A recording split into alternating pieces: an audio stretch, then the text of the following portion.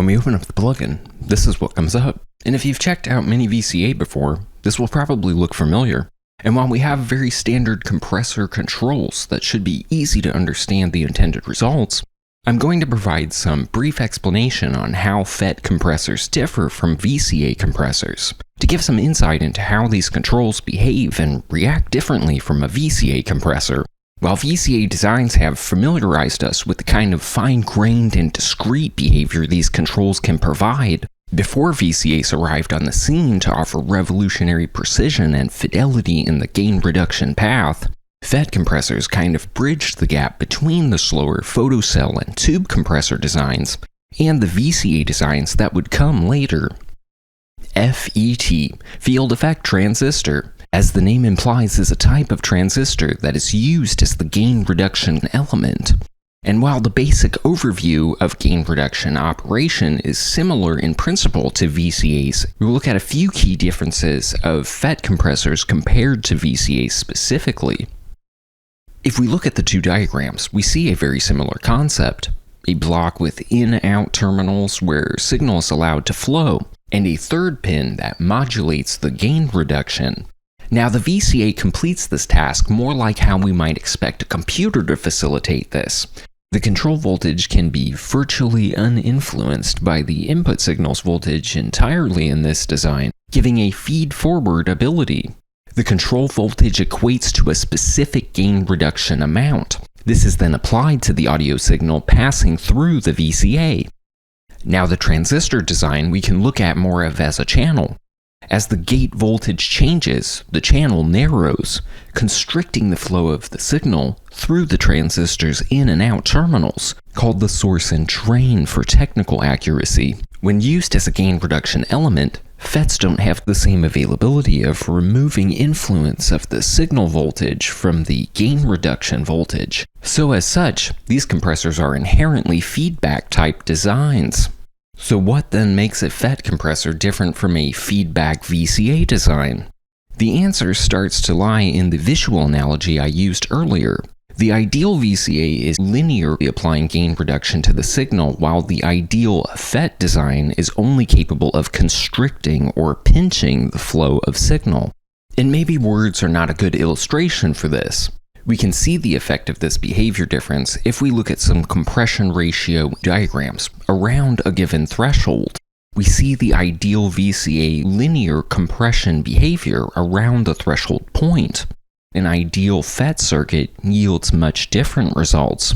The ratio basically just lowers the ceiling of what would be a limiter and compresses the sort of round knee about the transition region from a more linear to a limiting output. In its simplest form, a FET acts as a gate, hence the name of the gate terminal, where the design uses the gate to either open or close the channel.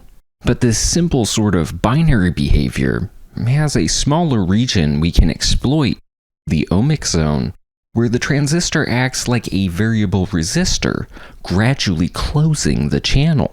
Since this window deals with typically very small voltage fluctuations, adequate padding and then post-compression boosting is needed and often reduces the fidelity and creates additional nonlinear quirks.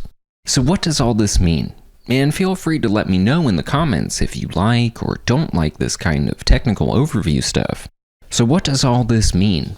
The combination of input, threshold, and ratio controls do not discretely impact individual aspects of the compression behavior, as we might expect from a VCA design.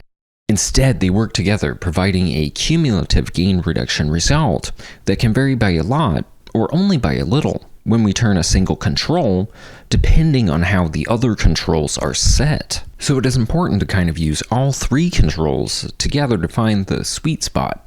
Since a softney is not applicable in this design, as the program-dependent nature already provides something similar to this, instead here we have a mode button which switches between a gentler compression mode and a more aggressive limiting mode, maybe roughly akin to a British all buttons thing or whatever, right? And of course the three action types. For miniFET we have grab, smash, and crush. And while these modes may not be as radically different as the modes of mini-VCA, due to the more restrictive design topologies of FET compressors, they still provide a nuanced difference to the compression, attack, and release behavior, and the frequency-dependent compression behavior. And while these modes are not intended to simulate any models directly, various ADR and 1176 models or clones, as well as some classic Altec Lansing designs, were all used for inspiration in miniFET. We have an analog-inspired meter design, which doesn't necessarily strive for authentic realism as much as useful readout information tailored to help accentuate the differences in ballistics between the different action modes. And while the original version of mini-VCA attempted to consolidate the output gain compensation and input gain reduction into the same meter, both plugins have now been designed with a separate makeup gain indicator to help with level matching. The light is green when closely matched, yellow and then red when over, and the green becomes dimmer until it fades out completely when the output is below.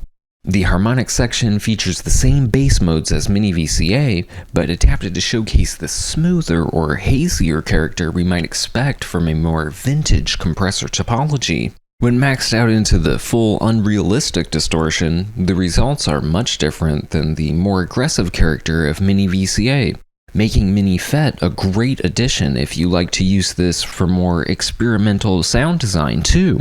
Two selectable transformers on the Plus version let you add some subtle character on the output for either a modern reissue type sound or a more vintage original tone. Dry-wet mix where the dry signal is unaffected by any other gain staging controls.